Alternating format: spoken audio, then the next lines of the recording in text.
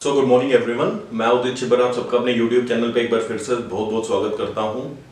तो जैसा आप सबको याद होगा, हमने लास्ट लेक्चर में अपनी पॉलिटी की बात की थी और पिछले दो लेक्चर में बैकग्राउंड की बात की थी। और बैकग्राउंड के बाद जो हमने स्टार्ट किया था अपना सीरीज में, प्रीएम्बल सबसे फर्स्ट था।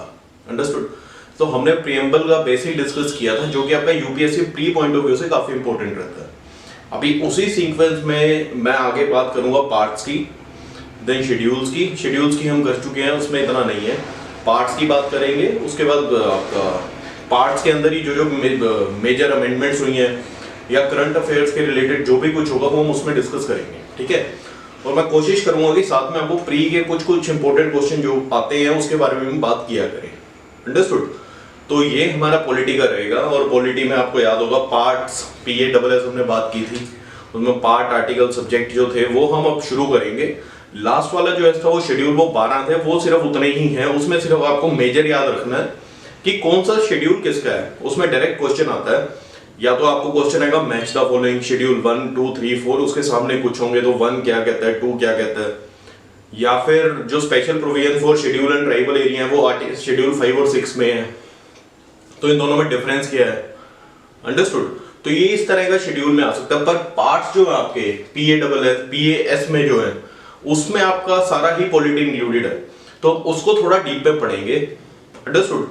तो उसी के साथ हम आज का लेक्चर स्टार्ट करेंगे, जो कि है पार्ट 1, जिसमें हमारे आर्टिकल कवर होते हैं 1 to 4 और उसका सब्जेक्ट जो है वो है union and it's territory, PA and that is S। Understood. Part 1 article 1 to 4 union and territory. Basically ये पार्ट लंबा है और सारे ही पार्ट थोड़े बड़े होंगे, तो मैं कोशिश करूंगा एक लेक्चर में अगर कवर होता हो, अदरवाइज हम 2 लेक्चर लिया करेंगे हर एक पार्ट के, ठीक है, ताकि आपको बेसिक और एक अच्छे से लेवल क्लियर हो। और उसके बाद जब हम अपना पॉलिटिक्स खत्म करके यूपीएससी के क्वेश्चंस पे जाए तो आपको याद रहेगी हाँ हमने ये उस पार्ट में पढ़ा था। अंडरस्टूड। तो ये रहेगा हमारा मेजर क्राइटेरिया। सबसे पहले इंडिया की डेफिनेशन क्या है कि इंडिया एक यूनियन है, यूनियन ऑफ स्टेट है। सबसे मेजर ये है कि इंडिया जो है वो यूनियन ऑफ स्टेट है। अंडरस्टूड। फेडरेशन ऑफ स्टेट नहीं है। ये डेफिनेशन आपको सबसे पहले तो पता होनी चाहिए, क्लैरिटी होनी चाहिए इसके बारे में। अगर मैं इसकी बात करूं यूनियन ऑफ स्टेट और फेडरेशन ऑफ स्टेट में डिफरेंस, यूनियन ऑफ स्टेट का मतलब है कि एक सेंटर में बॉडी रहेगी जिसके अंडर में सारा स्टेट गवर्न करेगा, बट स्टेट इटसेल्फ इंडिपेंडेंट रहेगी। अगर मैं वैसे बात करूं तो आपने जैसे वेब देखा होगा, अंडरस्टूड, इस तरह का, तो नो डाउट स्टेट्स जितनी भी हैं वो सभी आपके इंडिपेंडेंट हैं। इनके सब्जेक्ट इंडिपेंडेंट है, इनका वे ऑफ वर्किंग इंडिपेंडेंट है, रूल्स इंडिपेंडेंट है, बट ये सेंट्रली कनेक्टेड है। अंडरस्टूड। ये अगर मैं बात करूं तो ये यहाँ पे आपका यूनियन बनता है, ये सेंट्रली कनेक्टेड है। यूनियन का मतलब ये होता है कि यूनियन, जैसे आप यूनियन को भी देखें तो यूनियन का इटसेल्फ मतलब क्या होता है, यूनाइट, है ना। अगर मैं यहां बात करूं तो यूनियन की आप एक टर्म यूनाइट से देख सकते हैं, यूनियन निकला है, तो यूनाइट का मतलब कि सभी एक साथ हैं। यही फेडरेशन की बात करें तो नो डाउट सभी एक साथ नहीं है, सभी इटसेल्फ अलग अलग स्टेट्स हैं। अंडरस्टूड। उसमें कोई भी डिसीजन अगर लेना है तो सभी स्टेट्स की सहमति होगी, देन वो आपका डिसीजन होगा, लॉ होगा, या कोई भी रूल या पॉलिसी आएगी वो इंप्लीमेंट होगी। अगर मैं एग्जांपल की बात करूं तो यूएसए जैसे है, ये United states of America, US जो भी हर किसी को पता है, नॉर्थ अमेरिका साउथ अमेरिका की साइड, ये जो है ये फेडरेशन ऑफ स्टेट है, ना कि union of state. Understood. Federation of state, सभी स्टेट्स का अपने आप में एक रोल है और सभी स्टेट इतनी ही इक्वलिंग इंपॉर्टेंट है जितनी यहाँ पे यूनियन है। आपस में ये आप ये कह सकते हैं कि सभी स्टेट अपने आप में यूनियन है और स्टेट है, बट इंडिया एक यूनियन ऑफ स्टेट है जहाँ पे एक सेंटर आपका जिसने यूनाइट करके रखा है सभी स्टेट्स को। ओके, मतलब इसका भी क्या मतलब हुआ यूनियन ऑफ स्टेट्स का, कि जो भी आपकी इंडिया की बाउंड्री बन रही है उसके अंदर जो भी मेजर फैसले होने हैं वो एक जो यूनियन में बैठे हैं वही लेंगे। सलाह कर सकते हैं स्टेट से क्या करना है कैसे करना है, बट रूल इनके हाथ में इंप्लीमेंट करना जो कि है पार्लियामेंट। अंडरस्टूड। तो ये मेन डेफिनेशन आपको क्लियर होनी चाहिए। यूनियन ऑफ स्टेट है, फेडरेशन ऑफ स्टेट नहीं है इंडिया। इसका मतलब क्या है कि जो कॉन्स्टिट्यूशन के अंदर प्रोविजंस है वो सभी स्टेट्स के ऊपर एप्लीकेबल है।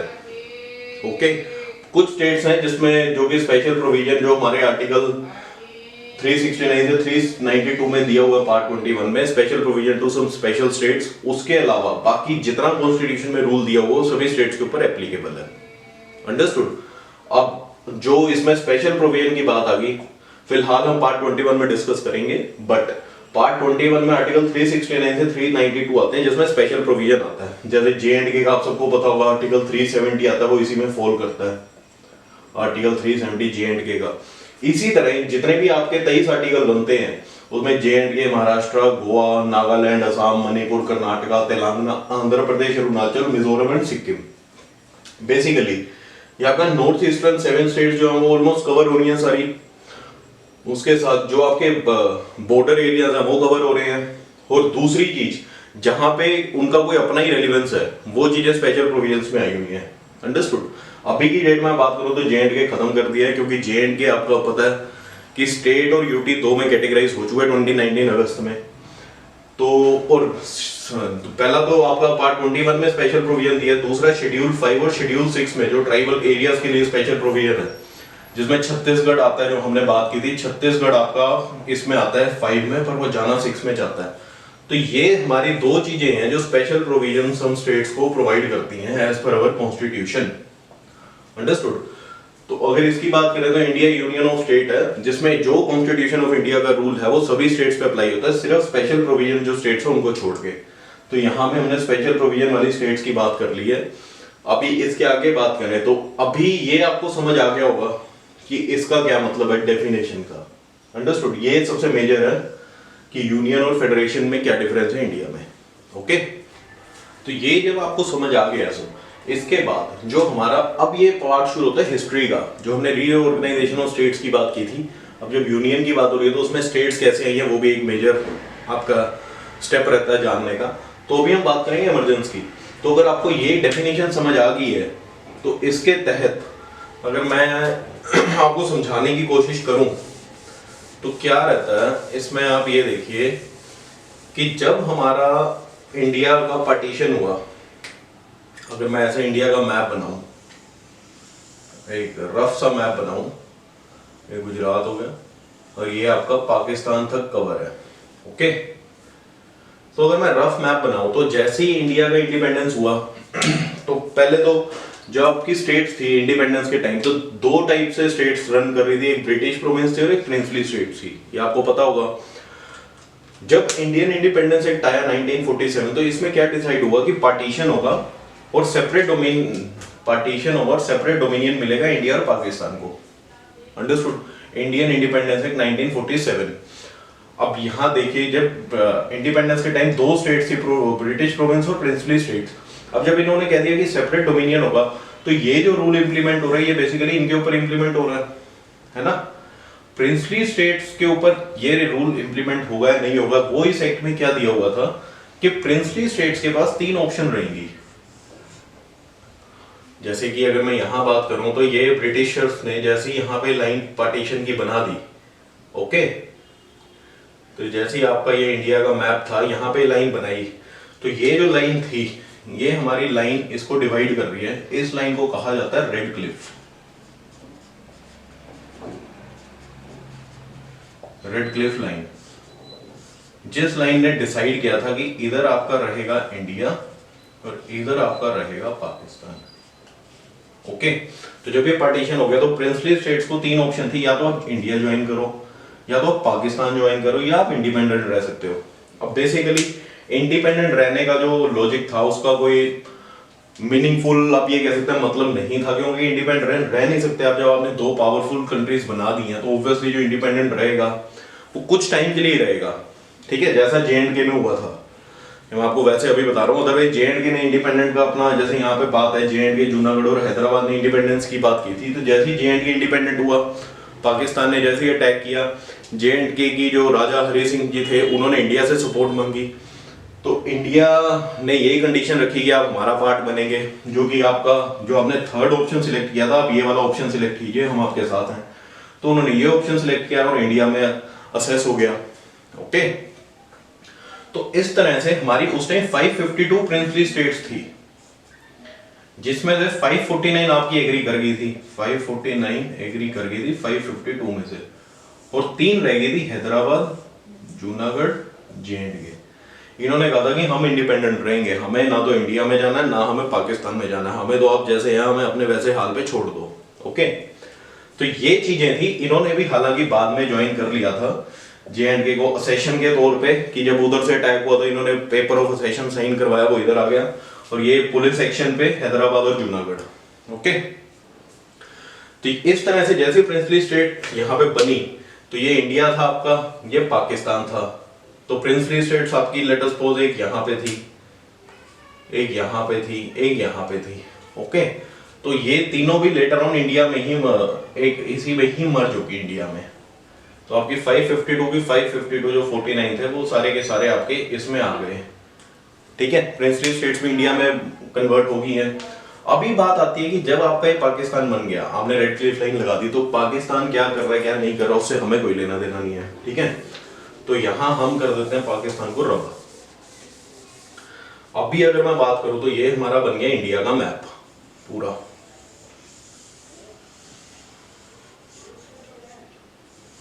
ओके, अब इस इंडिया के मैप में जब आपकी 552 प्रिंसली स्टेट्स भी आ गई, प्लस जो ब्रिटिश प्रोविंस के थ्रू आपकी चीजें आ गई, तो अब ये डिवाइड करता है कि इस तरह की कुछ कुछ एरियाज बन गए हैं।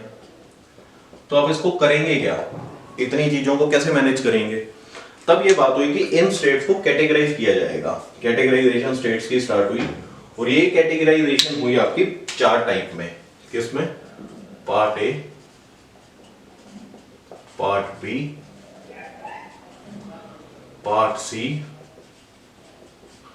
Part D. ठीक है, और ये जो आपकी डॉट्स थे ये सब खत्म कर दिए, और इन्होंने सभी स्टेट्स को कैटेगराइजेशन में डाल दिया कि आपका इंडिया जो है ये सिर्फ और सिर्फ 4 पार्ट्स में रहेगा और 4 पार्ट्स में गवर्न होगा।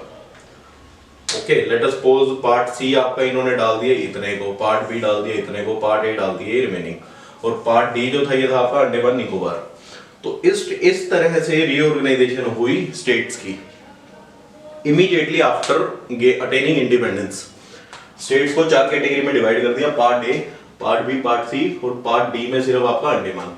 तो पार्ट ए की जो स्टेट्स थी Assam, Bihar, Bombay, MP, Madras, Gujarat, Orissa, Punjab, United province जो कि आज के डेट में जिसे हम यूपी कहते हैं, उत्तर प्रदेश, और वेस्ट बंगाल। हैदराबाद पार्ट बी में थी, JNK, मध्य भारत जो कि MP आज की डेट में, मैसूर, पटियाला एंड ईस्ट पंजाब भी था यहाँ पे, राजस्थान, सौराष्ट्र, कोचीन और विंध्य प्रदेश। सी में आपका अजमेर, भोपाल, बिलासपुर, कूच बिहार, कुर्ग, दिल्ली, HP, कच्छ, मणिपुर और त्रिपुरा। और पार्ट डी में जो थी आपकी वो थी अंडमान। ठीक है, तो जैसे ही आपकी इंडिपेंडेंस अटेन हुई 552 प्लस ब्रिटिश प्रोविंस आए, तो इन्होंने उसके बाद उसको पार्ट ए, बी, सी और डी में कैटेगराइज कर दिया। यहाँ तो क्लियर है। में भी कुछ भी होगा तो इंप्रूवमेंट का स्कोप रहेगा ही रहेगा हर जगह। तो जैसे ये आपने इंटीग्रेट कर दिया, अब लोग तो यहाँ भी रह रहे हैं, लोग यहाँ भी रह रहे हैं, लोग यहाँ भी रह रहे हैं, लोग यहाँ भी रह रहे हैं। तो लोगों ने कहा कि हमें इतना बड़ा एरिया नहीं चाहिए। ओके, हमें चाहिए कि आप इसको भी कैटेगराइज करो, इतने में, इतने में, इतने में, इसको काटो बीच में, इसको काटो बीच में, इसको काटो बीच में, और इसको काटो बीच में। और ये जो काटा कटाई होगी, ये आप काटा कटाई करो लिंग्विस्टिक बेसिस के ऊपर। ओके, स्पेशली साउथ इंडिया से डिमांड आई कि आप इसको और इंटीग्रेट करो और डिवाइड करो लिंग्विस्टिक बेसिस पे।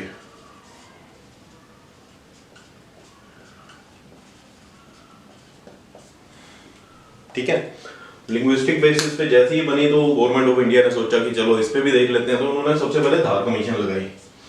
धार कमीशन में ऐसे धार थे, इन्होंने टाइम लिया ऑलमोस्ट 4 या 5 महीने। 4 या 5 महीने बाद इन्होंने बताया कि ये लिंग्विस्टिक बेसिस पे करना बिल्कुल ही गलत है, हमें इस वे में इनको करना चाहिए कि हमें एडमिन करने में आसानी रहे।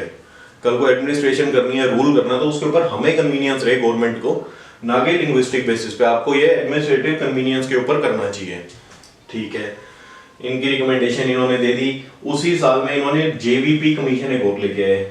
JVP में जवाहरलाल नेहरू, वल्लभ भाई पटेल, पट्टा भाई सीतारमैया। पट्टा भाई सीतारमैया आपको याद होगा, जो सुभाष चंद्र बोस जी के सामने खड़े होते हैं हरिपुरी सेशन में 1939 के आसपास, जिसमें गांधी जी का ये रिप्रेजेंटेटिव होते हैं गांधी जी की तरफ से, और सुभाष चंद्र बोस जी के अगेंस्ट होते हैं। सुभाष चंद्र बोस जी जीत जाते हैं और गांधी जी जिसमें कहते हैं कि मेरी हार है ये, इनकी हार नहीं है। तो वो पट्टा भाई सीतारमैया थे, वल्लभ भाई पटेल और जवाहरलाल नेहरू। इनकी कमीशन आती है। इनकी कमीशन कहती है कि लैंग्वेज बेसिस के ऊपर ये नहीं हो सकती स्टेट की रीऑर्गेनाइजेशन। हमें लिंग्विस्टिक बेसिस, लैंग्वेज बेसिस के ऊपर किसी को भी नहीं बांटना, क्योंकि इंडिया जो एक अखंड भारत के नाम पे है वो हम लैंग्वेज के बेसिस पे कर देंगे तो वो अपने आप में ही डिवीजन शुरू हो चुकी है, जो कि अंग्रेज किया करते थे पहले के टाइम में।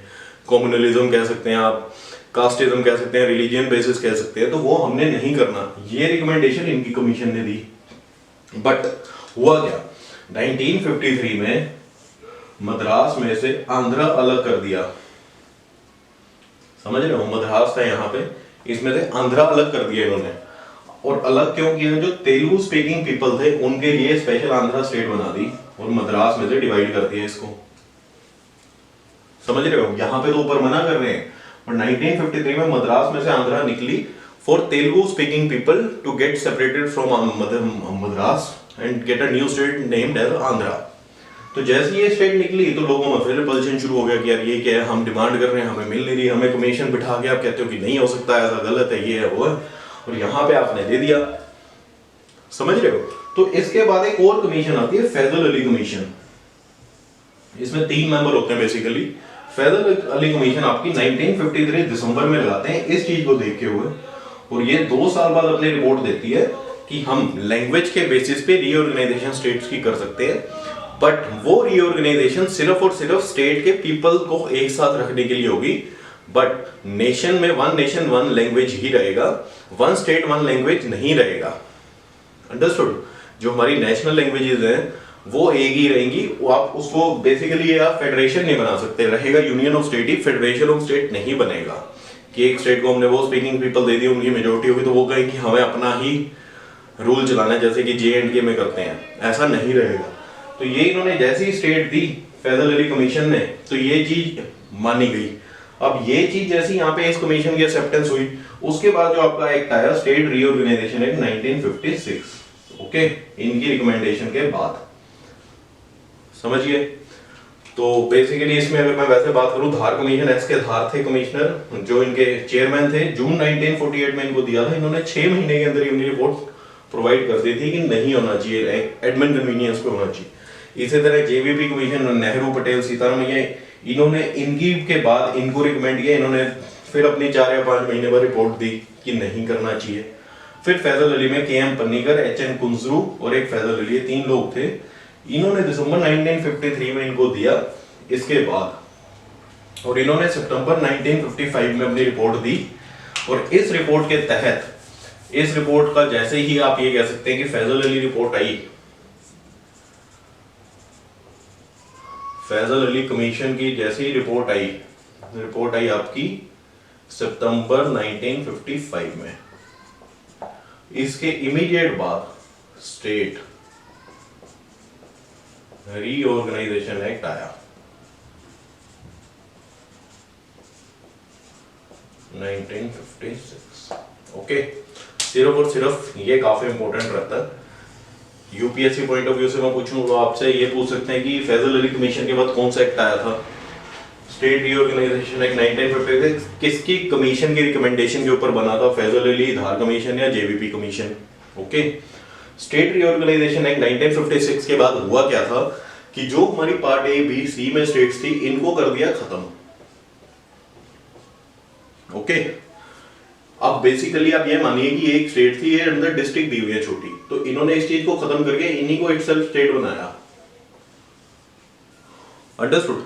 स्टेट बनाया, बट कुछ स्टेट्स में से, इसमें से जैसे गुजरात और महाराष्ट्र निकला आपका, कुछ ना कुछ इन्होंने स्टेट्स में से अलग डिस्ट्रीब्यूशन कर दी। ठीक है। और दूसरा, इस कमीशन ने स्टेट्स बनाई पार्ट्स खत्म करके, पार्ट्स खत्म हुए, स्टेट बनी, और कुछ स्टेट्स में से कुछ स्टेट बनी और कुछों को इन्होंने यूनियन टेरिटरी डिक्लेयर किया। ओके, तो ये स्टेट रीऑर्गेनाइजेशन एक्ट 1956 का आउटकम, पार्ट से स्टेट, स्टेट से यूटी और स्टेट। अंडरस्टूड? तो ये हमारा रहता है पार्ट 1 आर्टिकल 1 to 4 में हाफ। इसके बाद जो नेक्स्ट वीडियो में मैं डिस्कस करूंगा आपसे स्टेट रीऑर्गेनाइजेशन एक्ट और आर्टिकल 1 to 3, 4 इटसेल्फ क्या कहते हैं, जिसके तहत ये सब हुआ। अंडरस्टूड? पहले तो मैंने आपको रीऑर्गेनाइजेशन स्टेट्स की बात करने का बताया ताकि आपको एक बेसिक क्लियर हो कि हिस्टोरिकल पॉइंट ऑफ व्यू से जैसे इंडिपेंडेंस हुई तो हमने अपनी स्टेट्स कैसे अटेन की। अंडरस्टूड। तो यहीं मैं इसी के साथ वीडियो खत्म करता हूँ और उम्मीद करता हूँ आपको लेक्चर समझ आया होगा। प्लीज वीडियो को एक बार दोबारा देखिए और अपने नोट्स जरूर बनाइए ताकि आपको एक बेसिक एक फाउंडेशन क्लियर रहे कि इस तरह से हमारी हिस्ट्री, क्योंकि ये हिस्ट्री और पॉलिटी दोनों का ट्रांजिशन आ गया। यहाँ पे आपकी अगर मैं बात करूँ तो जैसे हिस्ट्री की लाइन चल रही है, पॉलिटी की लाइन चल रही है, तो यहाँ पे आके ये अगर हिस्ट्री की लाइन और ये पॉलिटी की है, यहाँ पे आके दोनों एक ट्रांजिशन पॉइंट आ गया। ठीक है, यहाँ से अब आपकी हिस्ट्री पॉलिटी सेम होगी क्योंकि हिस्ट्री और पॉलिटी सेम हुई है 1947 के बाद। जो भी हिस्ट्री में रहा हमारा 1947 के बाद, उस हिस्ट्री का जो भी रेलेवेंस है वो पॉलिटी के साथ रहेगा, क्योंकि 1947 के बाद हमने पॉलिटी स्टार्ट किया, अपना खुद गवर्नेंस स्टार्ट की, कॉन्स्टिट्यूशन स्टार्ट किया। तो ये बेसिकली 1947 के बाद हिस्ट्री पॉलिटी अलाइन हो चुकी है, पहले अलग थी। तो ये जो हमारा फेस है ये हिस्ट्री पॉलिटी का ट्रांजिशन है। अंडरस्टूड। तो ये थोड़ा क्लियर होना आपको जरूरी है ताकि कल आपके मन में भी एक स्टोरी की फॉर्म में चीज बने। ठीक है, तो इसी के साथ वीडियो को खत्म करते हैं और उम्मीद करता हूँ आपको लेक्चर समझ आया होगा। और प्लीज वीडियो को लाइक एंड शेयर जरूर कीजिए और चैनल को सब्सक्राइब करना मत भूलिए। तो इन दी एंड थैंक यू एंड जय हिंद।